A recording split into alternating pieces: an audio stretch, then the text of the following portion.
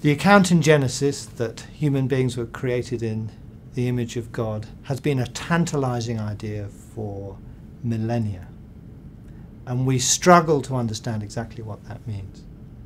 For me, it is quite clear that we are different from animals.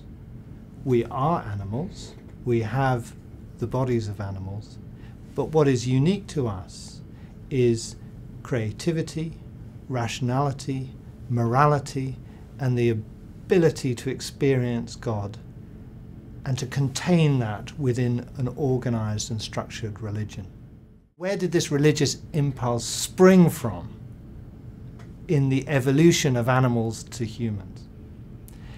It seems that Homo sapiens, our species, appeared in Africa some 100,000 years ago. And yet there's no evidence for a primitive religion until 40,000 years ago in Europe. So Homo sapiens had migrated to a new continent, 60,000 years had passed, and then suddenly a religious impulse flowered. And it flowered not by itself, but in combination of the Homo sapiens suddenly acquiring all sorts of new capacities.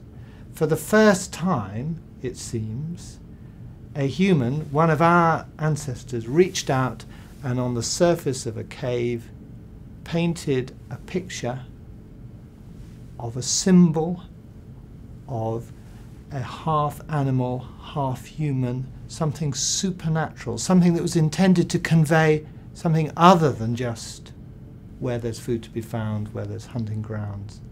And complicated symbols appear. And roughly at that time, language appears.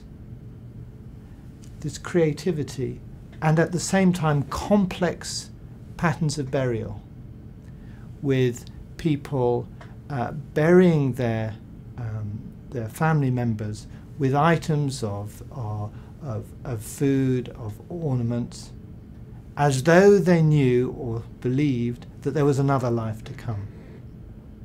So my interpretation of this is that what binds this all together is the sudden appearance of a new self-consciousness. Homo sapiens became Homo divinis, became a species that was able to understand itself, to be aware of itself, to step back from itself and look back and see itself for who it was.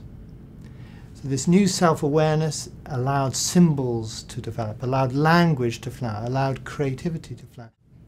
Interestingly, there's no evidence from looking at the skulls of Homo sapiens for a fundamental change in brain structure. There isn't a lobe of the brain that suddenly appeared. And actually I don't think that's surprising, because the time spans that we're talking about are really very slight in terms of evolution.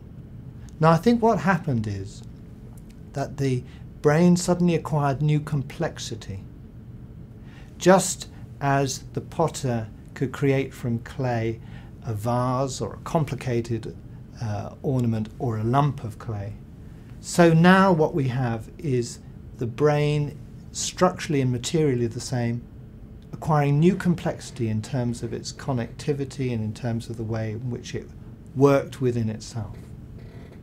Because what we've seen, what we understand about language and about creativity, is it depends on complex interactions of different parts of the brain. And I think the religious impulse and religion itself are part of that complexity.